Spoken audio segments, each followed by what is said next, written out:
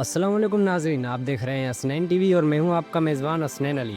دوستو، پاکستان میں تقریباً 42 لاکھ بچے یتیم ہیں، یعنی وہ جن کے سروں سے ماں یا باپ کا سایہ چھن چکا ہے۔ مگر یہ صرف اعداد و شمار نہیں، یہ چیختی بلکتی زندگیاں ہیں۔ آج ہم آپ کو لے کر چلیں گے ان یتیم بچوں کی دنیا میں جہاں محبت کے بدلے نفرت، کھلونوں کے بدلے آنسو اور ماں کی لوری کے بدلے سناٹا ملتا ہے۔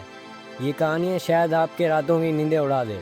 پاکستان میں 42 لاکھ سے زائد یتیم بچے، یونیسیف، عیدی فاؤنڈیشن اور سوس ولیج کی رپورٹیں، مگر ان میں سے صرف چند کو ہی سہارا ملتا ہے۔ باقی سڑکوں پر، فٹ پاتھوں پر، فیکٹریوں میں یا بدترین استحال میں۔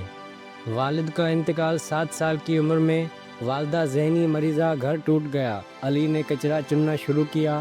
ایک دن اس نے اپنے دوست کو پولیس کے ہاتھوں مار کھاتے دیکھا۔ وہی دن تھا جب اس کا بچپن مر گیا۔ لڑکی یتیم ہو تو صرف سہارا نہیں چھنتا، عزت بھی خطرے میں آتی ہے۔ فاطمہ کی کہانی: چچا کے گھر گئی لیکن کام والی بنا دی گئی۔ اسکول کے خواب کچلے گئے، ایک دن وہ بھاگ نکلی۔ پھر عیدی ہوم پہنچی جہاں سے زندگی نے دوبارہ کروٹ لی۔ سوس اور عیدی جیسے ادارے امید کی کرن، لیکن کئی غیر رجسٹرڈ یتیم خانے صرف کاروبار بن چکے۔ خوراک کم، تعلیم نہ ہونے کے برابر، بچوں کے ساتھ جسمانی و ذہنی زیادتی۔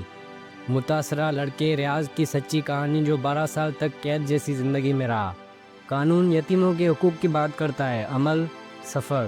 احساس کفالت پروگرام یا بیت المال تک رسائی صرف کچھ لوگوں کو۔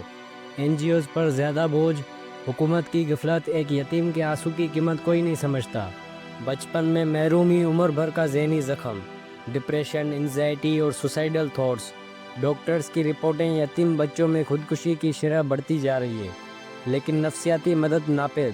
اپنے محلے یا کمیونٹی میں یتیم بچوں کا خیال رکھنا، مہینے کا ایک دن کسی یتیم بچے کے ساتھ گزارنا، فطرانہ زکوٰۃ اور صدقہ ان پر لگانا جو واقعی مستحق ہیں۔ سوشل میڈیا پر ان کی کہانیاں اجاگر کرنا، مثال 16 سالہ عامر جسے کسی نے پرائیویٹ اسکول میں داخل کروایا، آج وہ حافظ قرآن ہے۔ یتیم بچے صرف حکومت کے نہیں، ہمارے بھی ذمہ ہیں۔ کل کو ہم سب نے مر جانا ہے۔ سوچیں، کیا ہم کسی بچے کے لیے چھاؤں بن سکے یا ہم نے صرف دکھاوا کیا؟ یہ ویڈیو ختم ہونے کے بعد صرف شیئر مت کیجیے، کسی ایک یتیم کی مدد کیجیے، وہی آپ کی آخرت کا راستہ بن سکتی ہے۔ ابھی کے لیے اتنا ہی، ملتے ہیں اگلی ویڈیو میں، تب تک کے لیے اللہ حافظ، جزاک اللہ۔